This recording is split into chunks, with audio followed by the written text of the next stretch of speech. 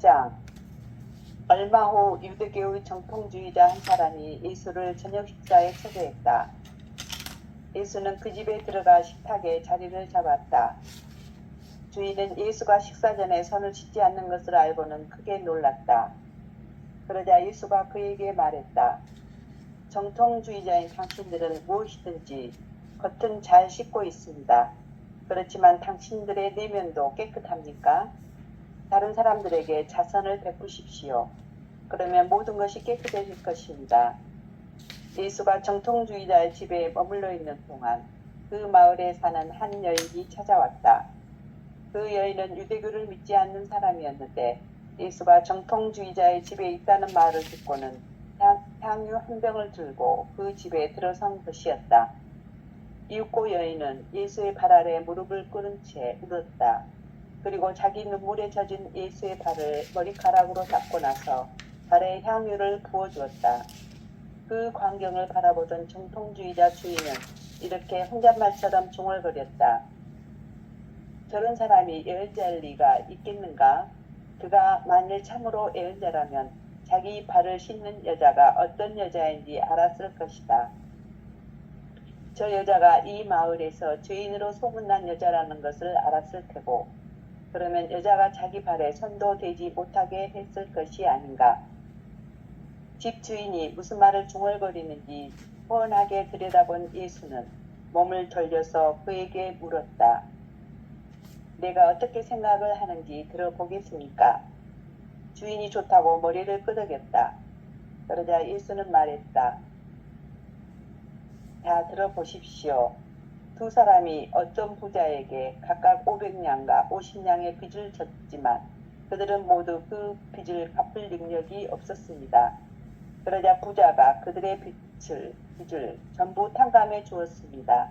이런 경우 두 사람 가운데 누가 그 부자를 더 사랑하고 더 깊이 감사의 뜻을 표현할 거라고 당신은 생각합니까?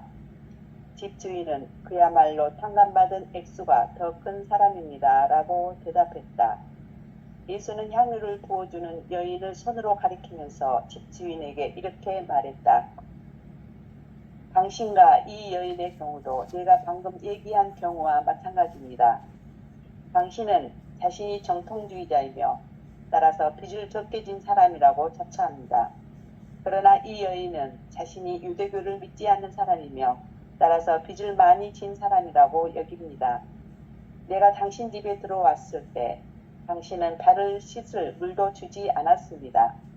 그러나 이 여인은 자기 눈물로 내 발을 씻어주고 자기 머리카락으로 내 발을 닦아주었습니다. 당신은 내게 인사의 키스도 해주지 않았지만 이 여인은 내 발에 키스를 했습니다.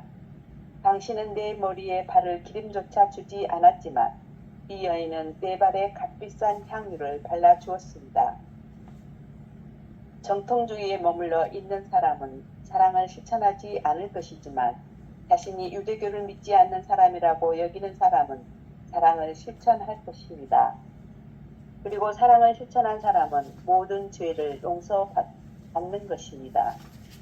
이어서 예수는 여인에게 당신의 죄는 모두 용서를 받았습니다. 라고 말했다. 그리고 이렇게 한마디 덧붙였다. 죄의 용서 여부는 모두 각자가 자신을 어떤 사람으로 여기는가에 달려 있습니다. 스스로 선한 사람이라고 자처하면 누구나 선한 사람이 되지 못할 것이고 스스로 악한 사람이라고 여기면 누구나 선한 사람이 될 것입니다. 그런 다음에 한 가지 비유를 더 들었다.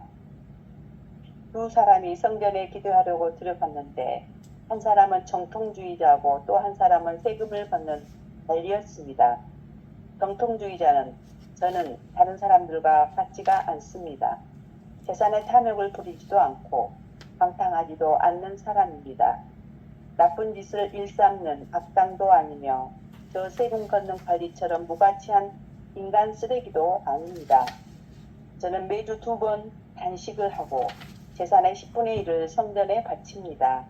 이 모든 것에 대해 하느님 당신께 감사드립니다. 라고 기도했습니다. 반면에 세금을 걷는 관리는 재단에서 아주 멀리 떨어진 곳에서 서서 감히 얼굴조차 들지 못한 채 다만 자기 가슴을 손으로 치면서 주님, 저는 무가치한 인간 쓰레기입니다. 제게 자비를 베풀어 주십시오. 라고 기도했습니다. 결국 세금을 걷는 관리가 정통주의자보다 훨씬 더 착한 사람이었습니다. 왜냐하면 누구든지 자기를 높이면 낮아질 것이지만 자기를 낮추면 높아질 것이기 때문입니다. 아멘. 네. 톨스토이 복음서 2장 8절의 얘기는 전체적으로 큰 구조로 보면 예수님이 정통주의자 사람들의 초대를 받은 다음에 예수가 손 씻지 않고 밥을 식사 초대했는데 지금 손을 씻지 않는다고 하는 그 사실을 가지고 이제 정통주의자들과 이견이 붙습니다. 이 행위 이외에 이제 거기에 초대받은 여인에 대한 얘기로부터 이 얘기를 이제 출발을 시키는데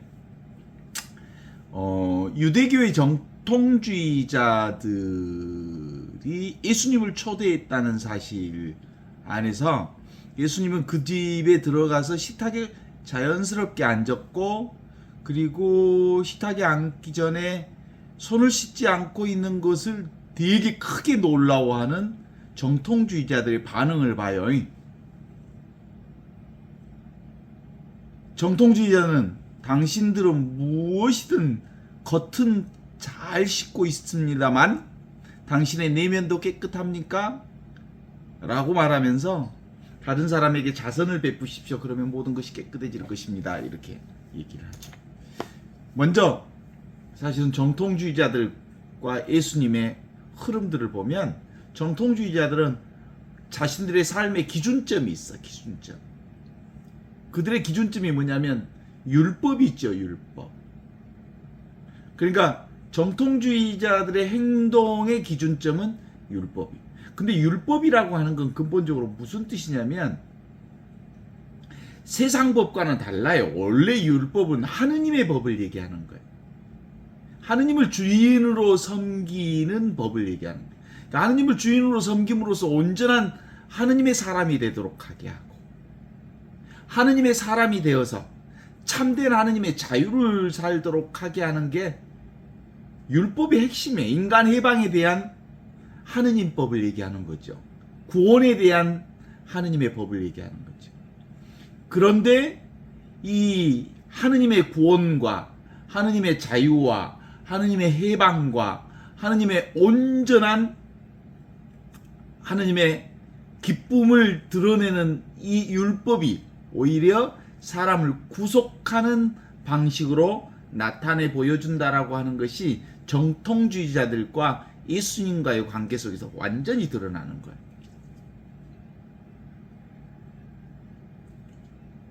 뭐예요?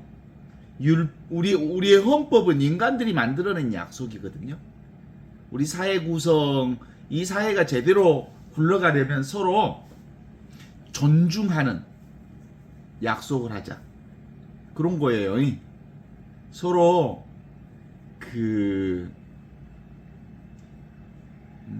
이게 이제 황금률의 확대거든요. 힘 있는 사람들이 힘 약한 사람들을 무시하거나 또는 많이 가진 사람들이 적게 가진 사람들을 함부로 대하거나 그러지 않도록 하는 거예요. 우리 보통 이제 이 황금률의 출발점을 그렇게 얘기하잖아요. 황금률은 뭐 어디서 출발하냐면 아주 쉽게 설명하면 초등학교 6학년짜리가 초등학교 3학년짜리를 때려 괴롭혀. 그러면 어른이 지나가면서 초등학교 6학년짜리를 가리켜서 친구야 초등학교 1학년 동생들을 때리면 안 되는 거야. 알겠니? 왜냐하면 내가 너를 함부로 때리고 무시하고 그러면 되겠어? 안 되겠지? 어른이 어린아이를 때리고 무시하면 안 되는 것처럼 너도 저 꼬마 아이를 1학년짜리 아이를 때리거나 괴롭히면 안 되는 거야. 내가 당해서 싫은 것을 남에게 하지 말라. 이게 황금률의 기준인 거예요. 서로 존중하고 사려면 내가 괴롭힘을 당하지 않게 하기 위해서는 다른 사람도 괴롭히지 말라. 이게 황금률의 잣대입니다. 내가 당해서 싫은 것 남에게 함께 하지 말라. 이제 황금률을 통해서 온갖 법들이 만들어졌거든요. 이게 세상 법의 기준입니다. 이게 황금률이죠.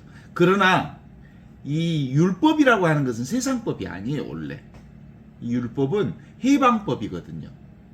하느님께서 우리 인간을 해방시켜 주신 십계명을 근거로 해서, 십계명은 바로 뭐예요? 하나이신 하느님을 흠숭하여라. 주님의 이름을 헛되이 부르지 말아라. 그리고 안식일을 지켜라. 라고 하는 것으로부터 10개의 십계명을 근간으로 해서 하느님의 구원 역사를 살려면, 그리고 하느님의 백성으로서 온전한 자유를 누리려면, 하느님의 사람으로 참된 구원의 삶을 살려면 이렇게 살아야 하느니라 라고 하는 율법적 정신을, 하느님의 사랑을 사는 방식을 정리한 게 율법이거든요. 그런데 그 율법이 결국은 사람들을 구속하는 법이 되었다는 게 사실은 2장 8절의 전반적인 흐름을 속에서 보는 거예요. 자, 예수님이 식사 초대하러 갔는데 손 안 씻으셨다고. 율법서에는 식사를 하기 전에 손을 씻거나 발을 씻는 의식이 있다. 이거 이제 어떤 방식으로는 좋은 법이 있죠. 그러나 행위가 사람을 구속하는 방식으로 당신을 이 손을 씻지 않음으로 곧 하느님의 제자로서의, 하느님의 아들로서의 충분한 행위를 하지 않았으니 죄를 지은 거요. 그 율법이 사람을 구속하는 죄의 역할을 한 거죠. 자, 뭐예요? 근본적으로 무분별의 하느님을 믿음으로 인하여 온전한 해방과 자유를 살기 위한 십계명이, 이제 그 무분별의 하느님을 섬기기 위한 율법이 분별하는 기준점이 돼버린 거예요. 그래서 사람을 구속하는 역할을 하잖아요. 그 말은 뭔 말이에요? 율법, 하느님을 아버지로 섬기는 이 율법 정신이 결국은 율법을 지킨다는 점에 있어서 뭐가 된 거예요? 율법을 붙잡았더니 율법에 묶여있는 정통주의자들의 한계를 정확하게 집어낸 거예요. 사실은 율법은 무분별의 하느님을 섬기는 법이에요. 그런데 무분별의 하느님의 자유와 해방과 구원의 역사를 율법이라고 하는 것에 기록함으로써 다시 율법이 사람을 구속하는 방식. 자, 여기서 구체적으로 얘기합니다. 손을 씻지 않았다. 그래서 하느님의 법을 어겼다. 그러면 너희들은 겉은 그렇게 깨끗하게 씻는다고 한다면 속은 깨끗하냐? 라고 물으면서 얘기하는 거예요. 실제로 하느님은 겉과 속을 구별하지 않으시는 분이. 그래서 이제 아주 중요한 질문을 던지는 거잖아요. 뭐라고 얘기하시냐면, 다른 사람에게 자선을 베푸십시오. 그러면 모든 것이 깨끗해질 것입니다. 여기서 다른 사람이 사실상 없다는 것을 전제하는 거예요. 남이 없다는 거예요. 우리가 사랑을 베풀 때 하느님을 사랑하고 이웃을 사랑하십시오. 이웃을 사랑하되 내 몸처럼 사랑하십시오. 이웃이 따로 없는 거예요. 내가 보는 나와 남이 따로 없는 방식으로서 이웃에게 자선을 베푼다는 것은 곧 누구에게 자선을 베푸는 거예요? 내가 나를 사랑하는 방법이에요. 이게 예수님의 무분별의 지혜로서 나와 세상을 보는 방식이지. 그러니까 기본적으로 출발부터 이렇게 시작하는 거예요. 사람들은 분별해. 분별하지 않기 위한 율법을 통해서 또 사람을 분별해. 분별하지 않는 법이 율법이라니까? 무분별의 법이? 사랑의 법은 분별하지 않는 법이라니까? 그 분별하지 않는 법을 세웠더니 정통주의자들이 율법에 묶여서 사람을 구속하기 시작하더라 라는 얘기를 해요. 그래서 느닷없이 손을 겉을 그렇게 깨끗이 씻었다면 너의 속도 깨끗해야 되지 않겠느냐라고 얘기하면서 자선을 베풀라고 그러는 거예요. 이웃에게. 이웃이 바로 너와 둘이 아니기 때문에.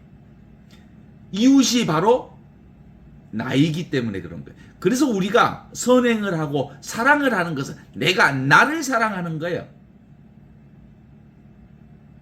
내가 선행을 한다는 건 내가 다른 사람에게 그 무언가를 베푸는 게 아니고 나와 남은 둘이 아니다. 따라서 자선행위는 내가 나를 사랑하는 행위다 라는 것을 전제하면서 그 구체적인 흐름을 다음 얘기를 통해서 진행을 시켜. 예수께서 정통주의자의 집에 머물러 있는 동안 유대교를 믿지 않는 이방 여자 하나가 향유를 들고 그 집에 들어섰다. 이렇게 시작하면서 여인은 예수의 발 아래 무릎을 꿇은 채 머리카락으로 닦고 나서 발에 향유를 부어주었다. 그 광경을 보던 정통주의자들이 또 이렇게 예수에게 시비를 걸죠. 저 사람이 예수 당신이 정말로 예언자라면, 선지자라면 저 여자가 어떤 여자인지 참으로 알았을 텐데 저 여자는 아주 행실이 나쁜 여자로서 이 마을에서 죄인으로 소문난 여자였을 터인데 그걸 충분히 알았을 테이고, 그렇다면 저 여자가 자기 발에 손도 대지 못하게 했을 것 아니겠느냐. 왜냐하면 죄인과 함께 놀면 그 사람도 죄인이 된다라고 하는 게 율법의 또 다른 정신이거든요. 그렇게 규정되어 있거든요. 그래서 집주인이 무슨 말로 이렇게 혼잣말로 중얼거리는지 환히 다 들여다본 예수님이 몸을 돌려서 그들에게 이렇게 묻습니다. 내가 어떻게 생각하는지 들어보시겠어? 라고 말하면서 주인이 좋다고 머리를 끄덕거리니까 예수님이 다음과 같이 얘기를 하죠. 자, 들어보시오. 자, 두 사람이 어떤 부자에게 500냥과 50냥의 빚을 졌어. 그들은 모두 빚을 갚을 능력이 없어. 그러자 그 부자가 그 빚을 전부 탕감해 주었어. 그렇다면 이 두 사람 중에 50냥을 빚진 사람과 500냥을 빚진 사람 중에 누가 그 부자를 더 많이 더 깊이 감사의 뜻을 표시하겠소? 라고 물어요. 집주인은 물론 탕감받은 액수가 많은 사람이겠지요. 향유를 부어주는 여인은 손으로 가리키면서 집주인에게 이렇게 얘기합니다. 당신과 이 여인의 경우 내가 방금 얘기한 경우와 마찬가지요.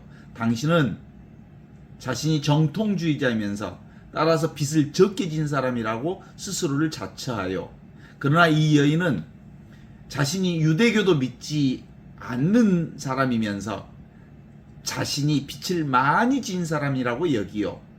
내가 당신 집에 들어섰을 때 당신은 내 발에 씻을 물도 갖다 주지 않았고 머리칼로 내 발을 닦아주지도 않았어. 그리고 인사도 키스도 해주지 않았지만 여인은 내 발에 키스를 해주고 당신의 머리에 바를 기름조차 주지 않았어. 이 여인은 내 발에 값비싼 향유까지 발라주었어. 그러면서 이 여자의 행위를 사랑의 실천 행위로 보는 거예요. 톨스토이의 아주 명언 중에 아주 유명한 명언이 있어. 톨스토이가 이렇게 얘기합니다. 인생에서 가장 중요하고 소중한 때가 언젠지 아요? 물어봐. 그랬더니 사람들이 대답을 못할 때 정확하게 톨스토이가 이렇게 정리합니다. 지금 이 순간이 바로 가장 소중한 순간이요, 가장 귀한 시간이다, 이렇게 얘기하죠. 그러면 두 번째로, 인생에 있어서 가장 소중한 사람은 누군지 아요? 바로 눈앞에 있는 사람이요. 인생에 있어서 가장 그러면 소중한 일은 뭔지 아시오? 지금 내가 할 수 있는 일을 가장 지극정성으로 일하는 사람이 가장 소중한 일을 하는 거예요. 이게 모든 사람들, 꽤 많은 사람들이 알고 있는 톨스토이의 유명한 명언이거든요. 그런 의미로서 지금 이 여인이 하는 일이라는 게 뭐예요? 당신이 할 수 있는 가장 최선의 일을 하고 있다는 뜻을 드러내는 거 아니에요? 자기 눈앞에 있는 사람들에게 가장 최고의 존중을 바치고 최상의 극진한 일을 해내는 이 여인, 그리고 지금 눈앞에 있는 이 순간을 가장 소중한 순간으로 여기는 이 여인, 그죠? 그리고 자기 바로 눈앞에 있는 사람을 가장 극진한 사람으로 대우하는 이 여인, 이게 인생의 가장 귀하고 가장 소중하고 가장 소중한 때를 사는 사람의 대표적인 주자로 읽어낼 수 있지 않겠습니까? 그죠? 그런데 정통주의자들은 주로 뭘 보는 거예요? 지금 여기 이 순간 가장 소중한 때, 가장 소중한 사람, 가장 소중한 일을 하는 그 눈이 없으니까, 열린 눈이 없으니까 뭘 보는 거예요? 과거를 보는 거예요. 저 여자 죄인 아니요. 그리고 율법을 중심으로 해서 저 죄 지은 사람하고 함께 있는 당신도 죄인 아니요. 이렇게 보는 거죠. 그런데 실제로 지금 예수님은 다시 이걸 구체적으로 표현합니다. 자, 이 여인의 행위를 다시 한번 확인하기 위해서, 자, 들어보시오. 두 사람이 있어. 500냥을 빚진 사람과 50냥을 빚진 사람 중에 누가 더 주인에게, 이 사람들이 모두 다 탕감받았다면, 빚을 탕감받았다면 누가 더 감사를 뜻할 줄 아는 사람이겠어? 이 500냥을 빚진 사람이지 않겠습니까? 라고 얘기하는 거잖아요. 당신 정통주의자들은 하느님에게 빚진 것이 없다라고 보는 사람들이라면, 이 여인은 참 많은 것을 빚진 사람이다. 빚졌다는 말은 다른 사람으로부터, 나는 나 개인의 존재로 사는 게 아니라 우주로부터, 그리고 세상으로부터, 그리고 많은 사람들로부터, 그리고 나의 삶 자체가 온 사람들로부터 지원받고 덕분에 살고 그리고 감사하면서 사는 자신의 표현이 그런 거예요. 나는 홀로 존재가 아니다. 난 참 많은 사람을, 그리고 많은 것에 빚을 졌다, 이렇게 보는 거예요. 그 얘기는 나라고 하는 개인의 존재는 개인의 존재로 사는 게 아니고 수많은 것의 덕분으로 산다, 이런 거 아니. 그러나 정통주의자들은 자기 행위 중심으로 보는 거예요. 나는 빚을 그렇게 많이 진 적이 없다. 나는 죄를 많이 진 적이 없다. 그러니까 근본적으로 정통주의자들은 알고 보면 개별적 자기중심의 에고에 빠져 있는 사람이라고 한다면 이 죄, 머리카락으로 향유를 붓고 그리고 발을 씻어드리고 그렇게 정성을 다하는 여인은 자기 존재 자체가 감사에 몸이 배어있는 사람이에요. 왜? 나라는 존재는 온전한 수없이 많은 우주적 사랑 가운데 생존하는 자기 생명을 깨달아 안 거지.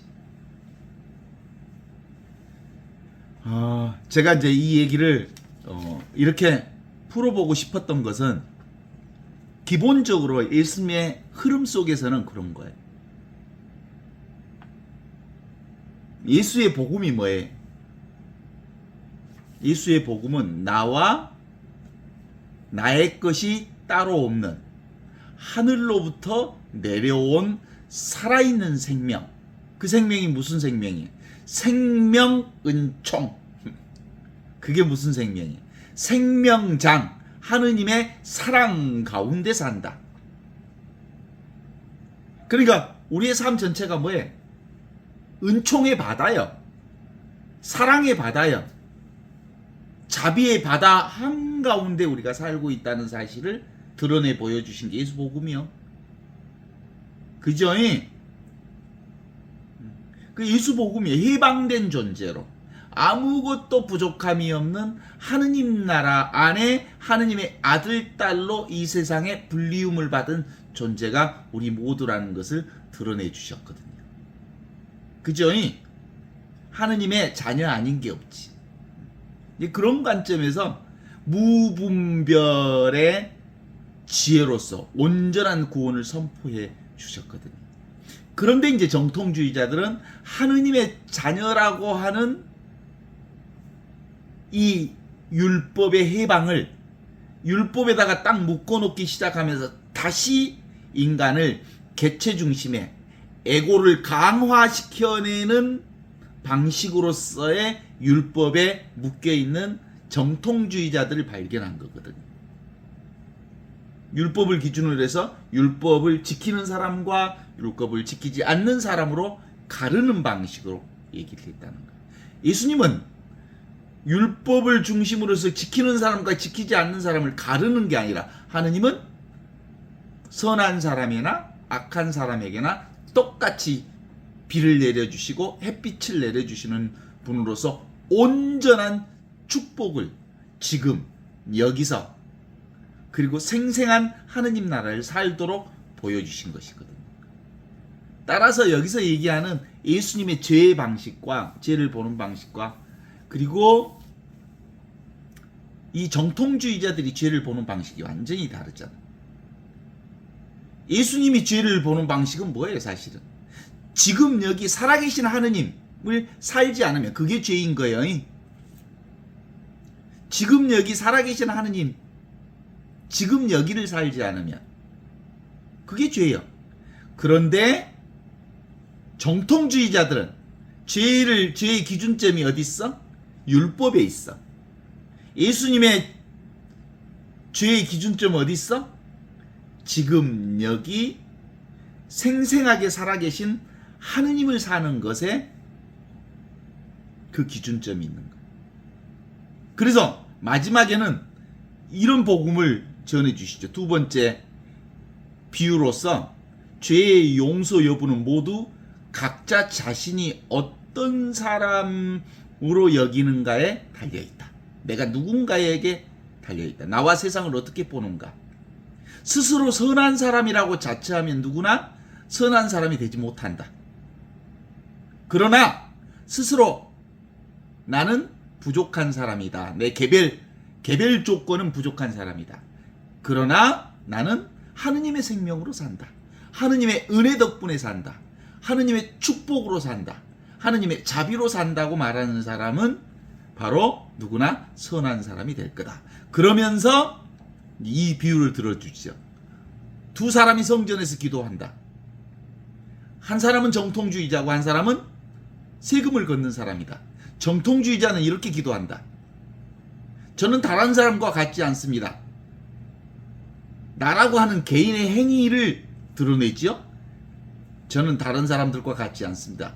재산의 탐욕을 부리지도 않고 방탕하지도 않는 사람입니다. 나쁜 짓을 일삼지도 않았으며 저 세금 걷는 관리처럼 무가치한 인간 쓰레기도 아닙니다. 자기를 강화시키죠. 자기를 드러내죠. 저는 매주 2번씩 간식하고 재산의 10분의 1을 성전에 바칩니다. 자기 행위를 드러내지요. 모든 것에 대해 하느님께 감사를 드립니다. 라고 기도합니다. 그러나 반면에 세금을 걷는 사람은 저는 멀리 떨어진 감히 얼굴조차 드러내지 못한 채 가슴을 치면서 주님 저는 무가치한 인간입니다. 나라고 하는 개인은 사실상 가치 없습니다. 인간 쓰레기입니다. 그 행위를 얘기하는 게 아니라 나의 존재 자체는 원래 따로 있지 않습니다. 제게 자비를 베풀어 주십시오.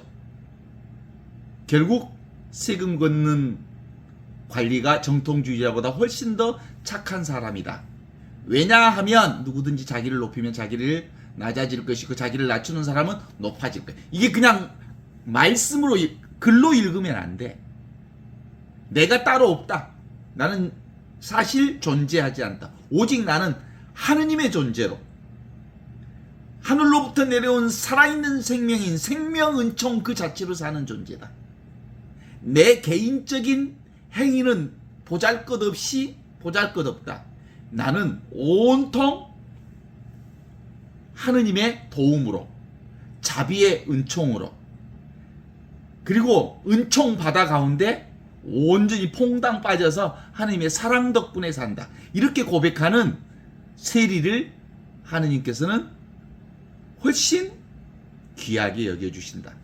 그래서 이게 이제 성경을 글로 읽을 거냐 아니면 깨달음으로 읽을 거냐의 차이가 이렇게 드러나는 거예요. 봐봐요. 예수님이 손을 씻지 않는 것을 보고 놀란 사람들. 그래서 손을 씻고 씻지 않는 행위에 따라서 깨끗한 사람, 더러운 사람으로 구분하는 건 뭐예요? 겉모양을 보는 거잖아요. 사실은 겉과 속이라고 하는 것은 근본적으로 따로 없는데 눈에 보이는 것만을 중시 여기는 사람들에게 겉과 속이란 따로 있지 않음을 드러내기 위해서 만일 당신들이 정말 손이 깨끗하다면 속도 깨끗하요? 라고 물어보는 거지. 응? 분별망상이란 따로 없다는 거죠. 그런 사복음서 안에서 당장 나타나잖아요. 너희들은 말이야 해칠한 무덤과 같은 놈들이다. 겉은 아주 허옇게 잘 단장해 놓고 속은 정말 썩어 문드러진 놈들이다. 이렇게 얘기하면서 실제로 겉을 치장하는 정통주의자들에 대한 분별망상이라고 하는 것이 얼마나 폭력적인가라고 하는 것을 드러내는 거예요. 실제로 그렇습니다. 이제 성경에 갇혀버리면 성경을 아주 소중하게 여기는 사람들이 성경 말씀에 갇혀버리면 이런 무자비한 폭력을 행사해요. 성경이 하나의 남을 판단하는 기준점이 된단 말이에요. 그러는 경우가 얼마나 많은지 몰라요. 성경에 적혀진 바에 의하면 그렇게 얘기하지 않아요. 우리의 기준점은 성경이 아니고 지금 여기 생생하게 살아계신 하느님의 사랑이 우리 삶의 기준점이에요. 나를 깨달아서 그 사랑의 하느님이 삶의 기준점이 되는 거거든요. 그러면 성경이 기준점이 되면 성경이 우상이 되지. 그죠?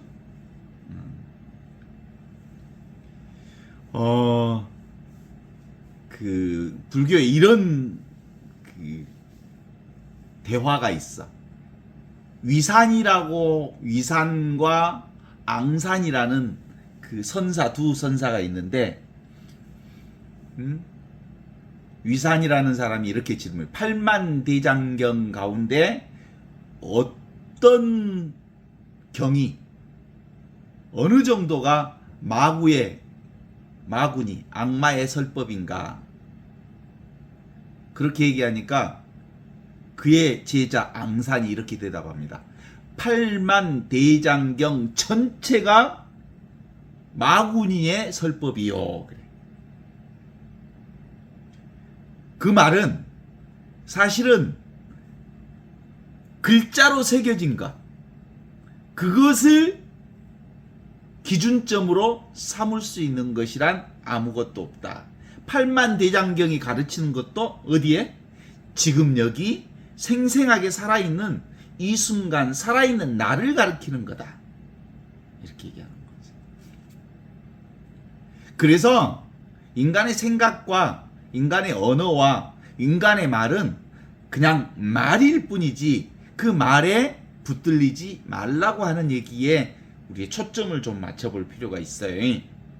그렇지 않으면 우리 삶은 끊임없이 이 자기 잣대로, 에고의 잣대로 사람을 판단하는 방식을 살게 되는 거거든요.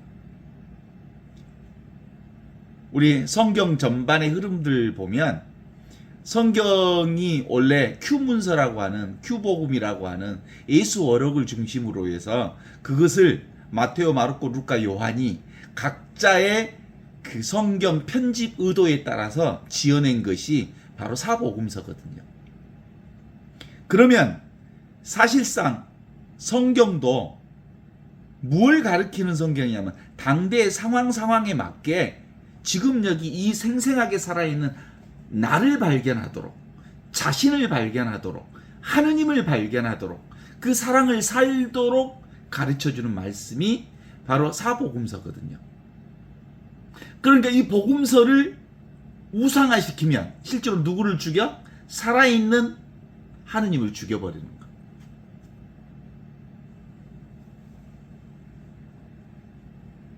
그래서 진짜로 말하는 사람들은 실제로 지금 여기 이 순간을 살면서 그 어떤 것도 붙들지 않도록 얘기하는 거예요. 핵심은 뭐예요? 잡으면 잡히는 거예요. 하느님을 잡으면 하느님에게 잡히고,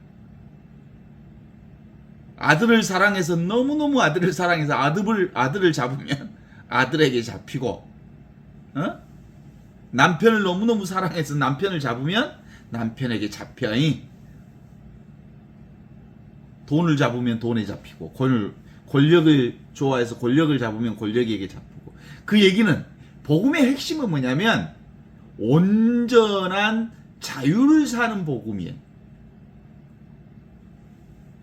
내가 있다, 이 세계가 있다고 하는 것은 실제로 착각인 거거든요. 우리가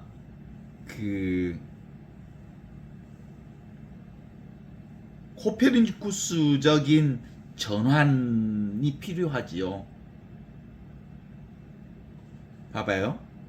그동안 온전 사람들은 아침에 해가 뜨고 저녁에 해가 지니까 태양이 움직인다고 생각했겠죠. 너무나 당연하죠. 그게 천동설이죠. 그런데 과학이 발전해서 500년 전에 뭘 발견했어요?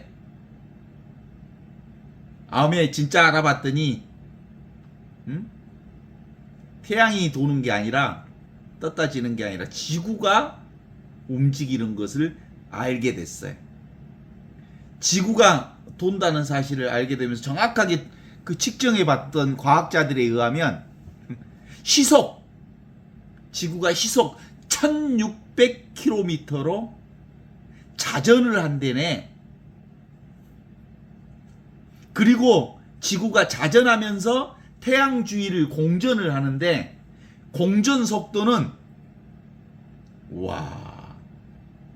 10만 킬로로 공전을 해요. 10만 킬로로. 10만 킬로로 공전하면서 1600 시속 1600킬로로 움직인다는 거예요. 자전한다. 한번 생각해 보실래요? 우리가 아무리 차를 빨리 탄다 해도 KTX도 막 250km 막 달리잖아요. 근데도 속도감이 어마어마하게 크게 느껴지잖아요. 손동열이가 야구공 던질 때 시속 몇 나오냐면 150 정도 나오거든요.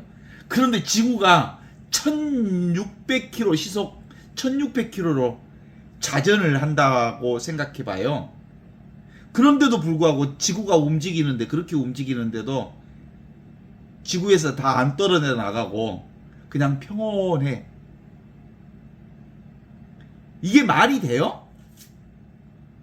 그러니까 우리가 알고 있는 지식과 우리가 사는 것과는 다른 거야. 우리 지식으로 알고 있는 것이 실제로 우리 삶 속에서 드러내는 것이 아니거든요. 그래서 근본적으로 안다고 하는 것, 그 안다고 하는 것은 실제로 사실이 아니야. 우리가 이렇게 지동설을 충분히 알고 있음에도 불구하고 사실상 우리의 삶은 뭘로요? 해가 뜨고 해가 진다라고 하는 이런 과정을 그대로 겪고 살아요. 그런 것처럼 기본적으로 우리는 뭘 사는 거예요? 지금 여기를 사는 거예요. 어디가 중심이야? 지금 여기 이 순간 생생하게 살아있는 하느님이 중심이야. 영원하시고 무한하신 절대 불변의 하느님이 지금 내 눈앞에 계시고 내가 서 있는 이 자리에 계셔. 지금 여기가 우리 삶의 기준점인 거야. 지금 여기가 바로 우리 삶의 중심인 거야. 그런데 유대교 정통주의자들은 율법이라고 하는 것을 따로 사람들의 기준점으로 삼으면서 손을 씻지 않으니까, 손 씻지 않으니까 죄인이라고 하잖아요. 그랬더니 예수님은 그렇게 분별하는 사람들에게 이렇게 얘기하죠. 하느님을 사랑하고 이웃을 내 몸처럼 사랑하라는 말씀을 근거로 하여 내 이웃에게 자선을 베풀어라. 내 이웃이 뭐니까? 내 이웃을 내 몸과 똑같다. 내 이웃이 분별하지 않는다면 이웃과 나는 두 몸이 아니다. 이 무분별의 지혜를 드러내기 위해서 분별하는 정통 유대인들에게 이웃에게 자선을 베풀라라는 말씀을 전해주신 거지. 어떻습니까? 아직도 잘못된 지견에 사로잡힌 사람들이 참 많죠. 이렇게 인간은 근본적으로 이렇게 나와 남을 따로 나누는 이 이온성에 갇혀 있는 이 불치병으로부터 도무지 치유가 잘 안 돼. 그래.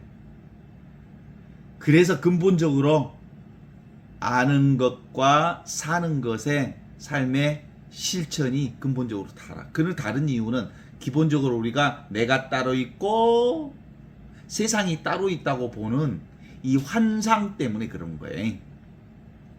기본적으로 이 불치병을 치료하는 근본적인 것은 뭐예요? 생각은 자기를 속이는 거다. 말과 행위와 생각과 분별과 망상은 끊임없이 자기를 속이는 거다. 따라서 생각으로 분별로 사람을 규정짓거나 잣대로 나누지 말라, 이런 얘기거든요. 그래서 근본적으로 바보가 되는 거예요. 기본적으로 똑똑하다는 사람들과 안다는 사람들에게는 그 모든 것을 감추시는 하느님의 지혜는, 똑똑하고 안다는 사람들은 자기 잣대가 너무나도 강해. 분명한 잣대들이 있어. 그래서 그 잣대로 이 사람 저 사람 푹푹 주시고 돌아다녀. 기본적으로 하느님은 우리 모두에게 관찰자이면서 관찰 대상이 둘이 아닌 이 하나다라고 하는 이 하늘로부터 내려온 살아있는 생명이 진짜 나의 생명인 생명 은총을 살도록 우리를 초대해 주신 것을 우리가 확인해 볼 수 있어요. 기본적으로 우리는 항상 분리되어 있는 줄 알지만 그건 생각이요. 우리는 처음부터 하느님 안에 한 생명의 바다에서 살아. 은총의 바다에서 살아. 아시죠? 의식의 바다에서 살아. 그 의식의 바다에서 출렁거리는 파도가 물결이라면 출렁거리는 세상 역시 모두 다 하느님의 사랑의 변형 과정에서 드러나는 하느님의 은총이 있죠. 그래서 기본적으로 의식이 곧 존재를 만들고 그 존재 모든 것이 다 하느님의 지복, 지극한 복락을 드러내고 있는 거라고 말할 수 있지.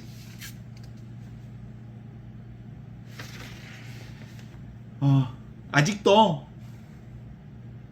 우리는 인간 중심주의의 이온성에 너무 많이 빠져 있어. 그래서 자신의 세계관을 그 이온성으로 구분하죠.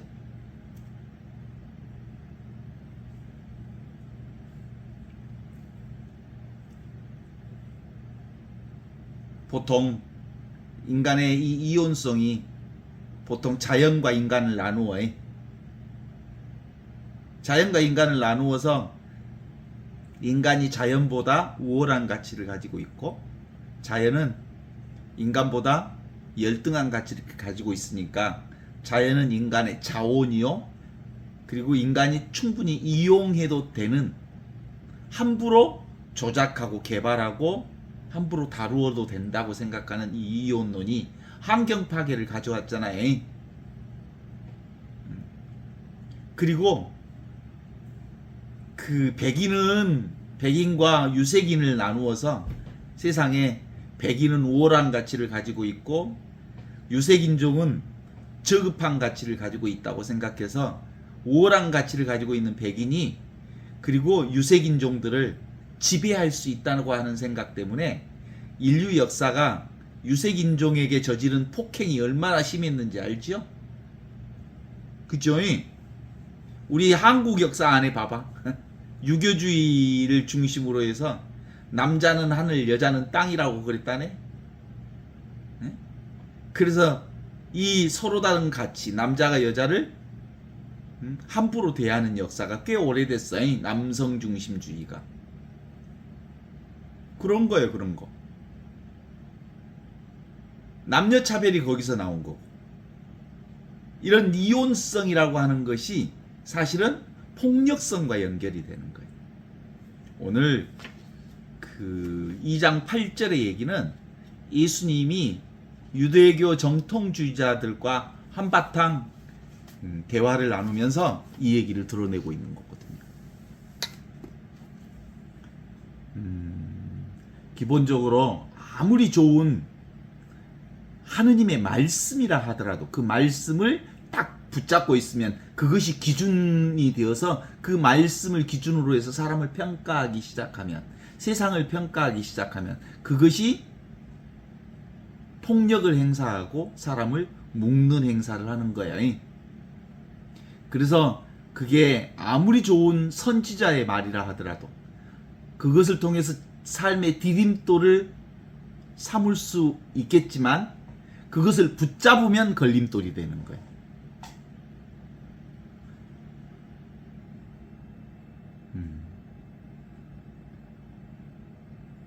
어떤 사람이 그 신실한 그리스도교 신자가 그랬다잖아요. 나는 예수님만 못하다. 나는 예수님만 못하다. 이렇게 얘기하는 순간 뭐가 되는 거예요? 예수님이 우상이 되는 거예요. 예수님이 어디 계셔? 지금 여기 나와 똑같이 지금 여기 이 순간을 살고 계셔. 그러니까 개별 예수를 믿는 게 아니고 우리는 지금 여기 살아계신 하느님을 믿는 거예요. 예수님도 지금 여기 나와 똑같이 살고 계시니까. 그래서 지금 여기 살아계신 예수님을 믿는다는 것은 나는 예수님만 못하다라고 하면 신실한 것 같지만 그렇지 않아. 그럴듯하죠? 나는 예수님만 못하다 그러면 그 예수님의 내가 발목이 잡혀서 내가 자유로운 온전한 하느님의 자유를 살지 못하게 되는 거예요. 예수님은 2000년 전 개별 예수가 아니에요. 그러니까 예수라고 하는 관념에 빠져버리면 예수를 온전히 믿는 자가 될 수가 없는 거예요. 근본적으로 성자 예수께서는 우리에게 지금 여기 살아계신 하느님을 살도록 우리를 불러주셨고, 지금 여기 생생하게 살아계신 하느님의 그 생명 은총 안에 살 수 있도록 우리가 그 삶을 살 수 있도록 해주셨던 거거든요. 이런 역사는 세상에 참 많아요. 그 유교에 노노라고 노노 맹자 얘기가 나오잖아요. 사실은 노노가 노노의 그 나오는 공자님은 언제 출신이냐면 춘추 전국시대를 지나고 그리고 전국시대 사람이거든요. 그래서 맹자 노노의 가르침이 있었지만 진시황이 중국을 통일을 해요. 그러면서 어떤 사건이 생기냐면 노노나 맹자의 모든 경전을 다 불사르게 해버려요. 그렇게 하면서 나중에 이제 이 노노나 맹자의 수많은 책들을, 소중한 책들을 불사르게 하니까 보통 그 노노 맹자들의 얘기를 어디다가 대나무에다가 써가지고 그 집을 지을 때 흙에다가 병바락에다가 이렇게 다 붙여놔. 그리고 이제 진시황도 사실은 오래 가지 못하지요. 길게 가지 못하잖아요. 18년 만에 진시황도 사라지고 난 다음에 다시 노노의 책들이 이렇게 결집이 되기 시작하면서 이 노노의 책이 순서가 없어져. 그러면서 노노의 책에 대한 해설서가 참 많이 나오죠. 사실상 우리 그리스도교도 그렇지 않습니까? 예수님 시내가 지나가고 콘스탄티노플의 그 그리스도교 자유가 형성이 되면서 모든 경전 중에 정경으로 결집되는 건 4곳만 놔두고 나머지는 전부 불살라 버리게 하잖아요.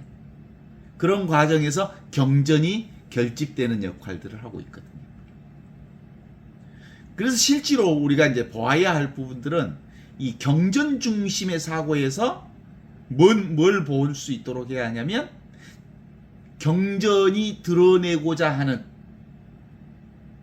살아있는 하느님, 내가 누군지 예수 복음의 핵심을 드러내 보여주는 거거든요.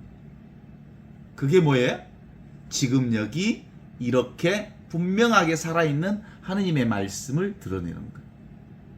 그래서 근본적으로는 말씀이 사람이 되시어 우리 가운데 오신 예수님이 말씀의 육화로 이 땅에 오셨잖아요. 살아있는 말씀으로 오셨잖아요. 살아있는 말씀이 어디 계시냐면 지금 계시고 여기 계시고 이 순간에 계시잖아요. 그러니까 기본적으로 경전 중심으로 성경 중심으로만 성경을 바라보면 우리의 신앙이 성경에 묶여버리지만 성경을 보고 있는 지금 여기 이 순간의 의식 중심으로 가야 비로소 온전한 살아계신 하느님의 말씀을 지금 여기서 살 수 있게 되는 겁니다. 그렇죠? 그래서 하느님의 말씀은 삭구가 아니야. 글에 묶여있는 말이 아니고 활구요, 활구. 생생하게 살아있는 말씀. 그 생생하게 살아있는 말은 늘 어디에 있어? 지금 있고 여기 있고 이 순간에 살아있는 말씀이지. 그래서 실제로 오직 지금뿐이고 오직 여기뿐이고 오직 살아있는 이 순간뿐이라고 하는 것을 분명하게 깨달아 하는 것.